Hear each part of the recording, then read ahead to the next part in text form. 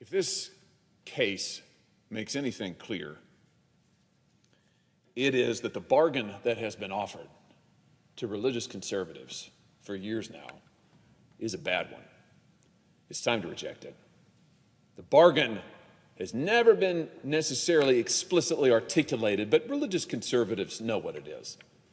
The bargain is that you go along with the party establishment, you support their policies and priorities, or at least keep your mouth shut about it, and in return, the establishment will put some judges on the bench who supposedly will protect your constitutional rights to freedom of worship, to freedom of exercise. That's been what we're told for years now.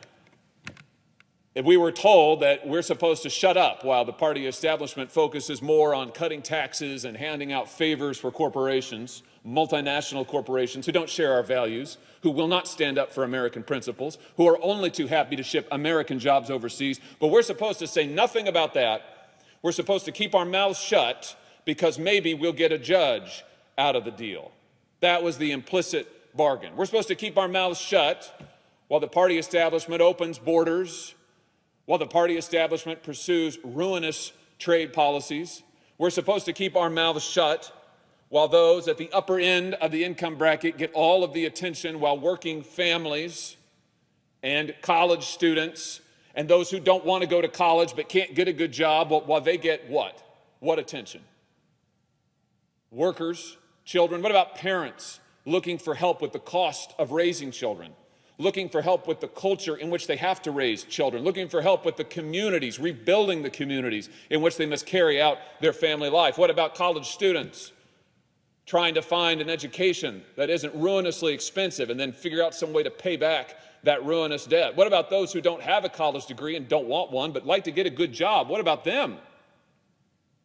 Now, we're supposed to stay quiet about all of that and more because there be pro-Constitution religious liberty judges, except that there aren't, except for that these judges don't follow the Constitution, except for these judges invoke textualism and originalism in order to reach their preferred outcome. Now, I want to be clear. I am not personally criticizing any justice who joined the majority opinion or wrote it. I believe 100% that the justice who principally authored this opinion, Justice Gorsuch, and those who joined him are sincere and who were writing to the best of their ability, reasoning to the best of their ability, and the opinion is, it is, whatever else you might say about it, it is not sloppily reasoned.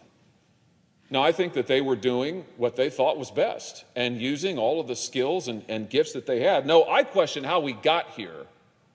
I question how judges who hold to this philosophy ended up on that bench. I question the bargain that people of faith have been offered and asked to hold to for all of these years.